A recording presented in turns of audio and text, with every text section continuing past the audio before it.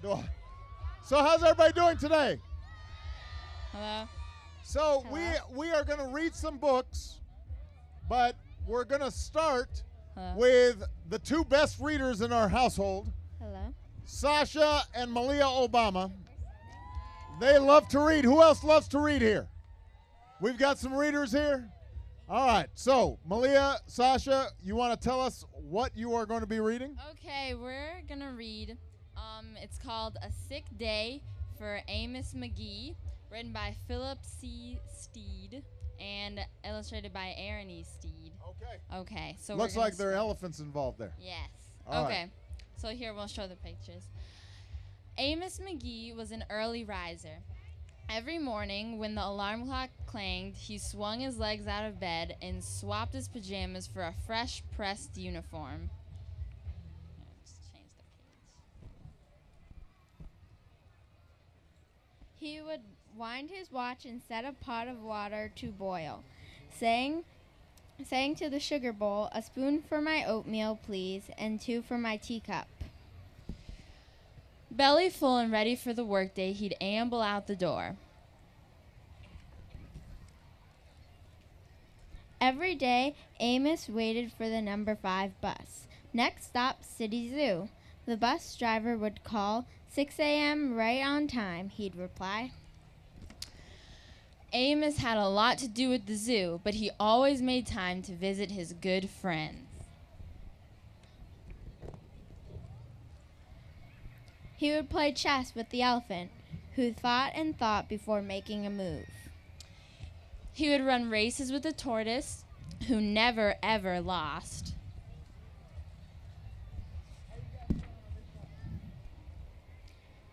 He would sit quietly with the penguin, who is very shy. Lend a handkerchief to the rhinoceros, who always had a runny nose.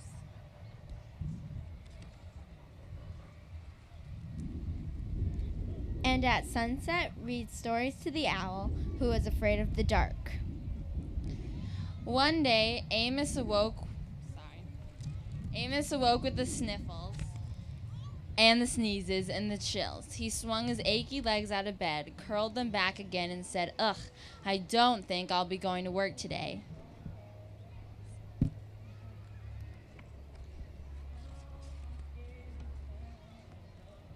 Meanwhile, at the zoo, the animals waited for their friend. The elephant arranged his pawns and polished his castles. The tortoise stretched his legs and limbered up. The penguin sat patiently all by himself. The rhinoceros worried that his allergies were worsening. The owl perched atop a tall stack of storybooks, scratching his head with concern. "Where is Amos?" the animals wondered. Later that day, these are just pictures. So the animals are getting on the bus, and they arrive at Amos's house. "Hooray, my good friends are here," said Amos.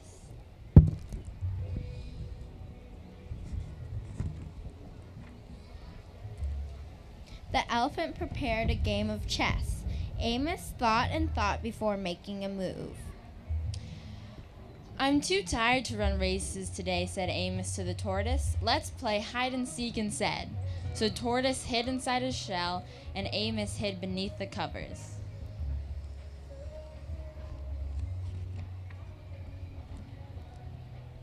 Amos yawned. "I could use a nap." The penguin sat quietly, keeping Amos's feet warm.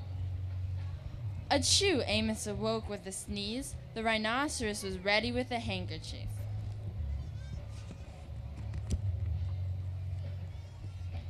"I'm beginning to feel much better, thank you," said Amos to his friends. He swung his legs out of bed.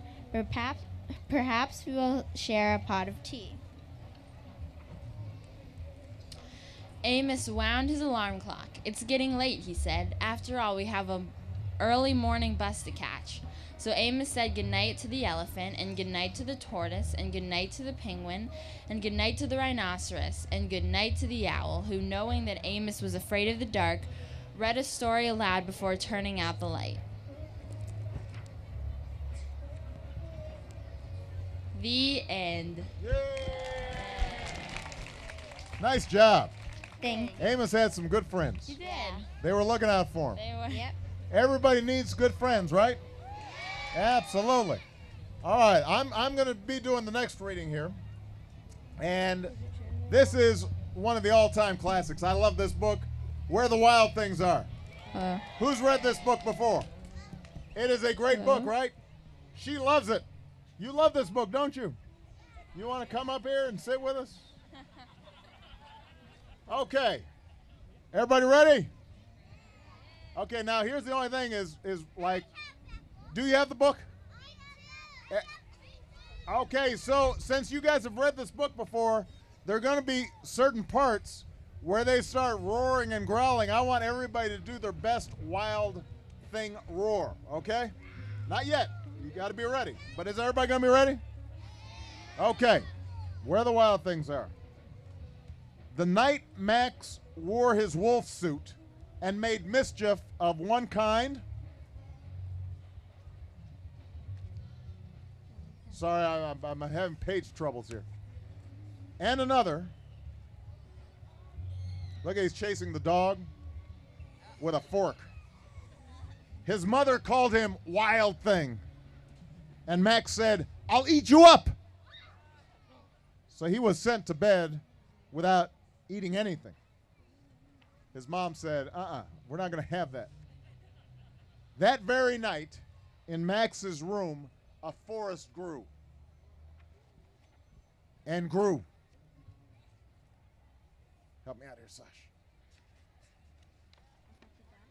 And grew until his ceiling hung with vines and the walls became the world all around. And an ocean tumbled by with a private boat for Max. And he sailed off through night and through day, and in and out of weeks and almost over a year to where the wild things are. Whoa. And when he came to the place where the wild things are, they roared their terrible roars. And they gnashed their terrible teeth.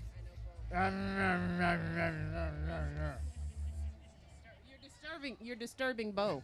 He's frightened. Till Max said, "Be still," and tamed them with the magic trick of staring into all their yellow eyes without blinking once, and they were frightened and called him the most wild thing of all. Everybody give me your stare, your stare. Just, you got to stare right into, right, don't blink. Don't blink. It's pretty scary, huh? That's good. This guy over here, he's all like. And they made him king of all the wild things. And now, cried Max, let the wild rumpus start. And they're doing the wild rumpus. Who can do the wild rumpus? Rah, rah, that's good. Come on, I want everybody to do a wild rumpus.